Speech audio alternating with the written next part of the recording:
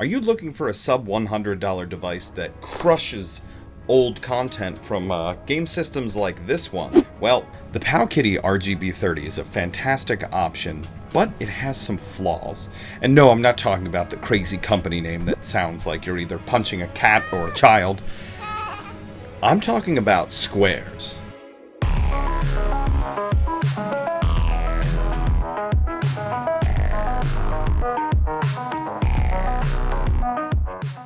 So, before we dig into the hardware of this device, I will actually be giving away one of these RGB30s, which was provided by litnxt.com, and why I'm giving it away to one of you lucky subscribers. All you have to do is be subscribed, and in the next video, I'll be telling who won in the pinned comments below. So make sure you're subscribed for a chance to win this device. Now, let's look at this fantastic hardware. And the most fantastic part about this device is the screen itself. It is a 720 by 720 1:1 aspect ratio screen that is just really cool. It having this size screen gives it a dimension of intrigue that we haven't really seen before in one of these lower end handhelds. So this is pretty interesting. It also gives you enough controls that you can basically play anything that the device itself will be able to power. And talking about power, you're going to need some controls to actually use that stuff. So it comes with A, B, X, Y buttons, start select buttons on the face, a D-pad that's tight, 2 sticks that are sunken into the device, 2 front firing speakers that are very nice, sound a little hollow, but they sound plenty good for this device. Texture on the right and left sides of the device wrapping around, so it makes it feel like it's more of a thought out idea than just a big old box. On the bottom we have a USB-C port, an SD card slot for the OS, headphone jack, SD card slot for all of the ROMs, and another USB-C port for, I'm not totally sure. I didn't use mine. I'm assuming this is for upgrades or something else. Each one of the sides of the device doesn't really have anything on it, and the back doesn't have anything on it either. It's just a plain old back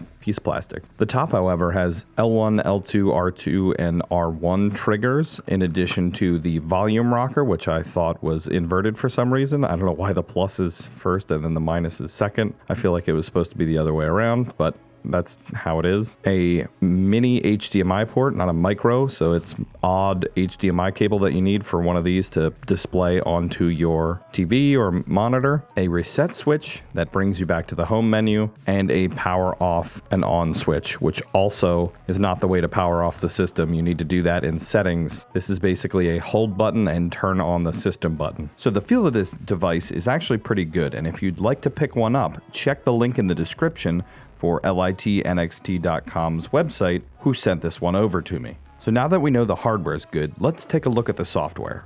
Now this device has some fantastic hardware. Like the screen, it is so cool how square it is. Usually these types of emulators are in the shape of Game Boys.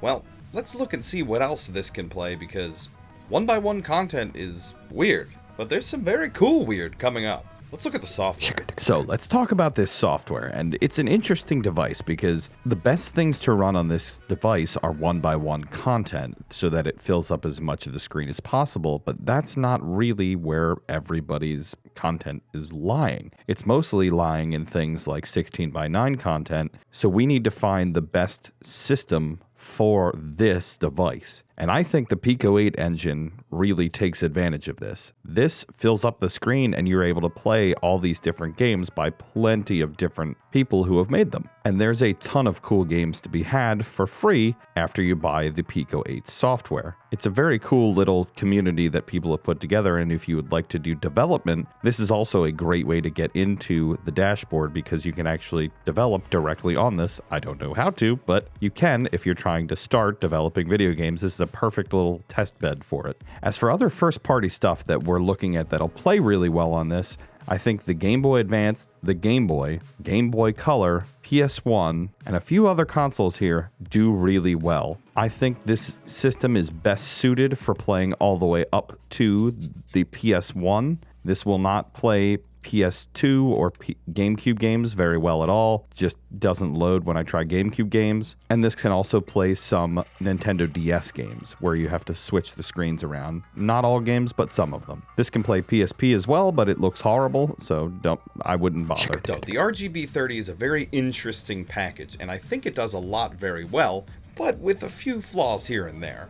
Mainly the sticks, you kind of don't need them for this device, but it's nice that they're there. So playing some of these newer games that you can do with Pico 8, you actually can use the sticks. And because most of the software, this device is basically good for running up to the PlayStation 1 and possibly some N64 game. I wouldn't really get this for anything else. You can moonlight on this, but it has a weird as hell aspect ratio, so I wouldn't use this device for any sort of PC streaming. I really think where this shines is the Game Boy Color, and Pico 8. For me personally, I think those are the most fun games you're going to play on this device with the largest screen real estate and how dense that pixel count is. It just makes the picture just pop. So remember to subscribe to the channel to make sure that you're in the running to win the RGB30 sitting over there, because it's a cool device, and I'd like to send it to one of you to have some cool experiences on it. And I'll leave all the hard software on there too. The person who won the Mii U Mini from last time is pinned in the comment section below.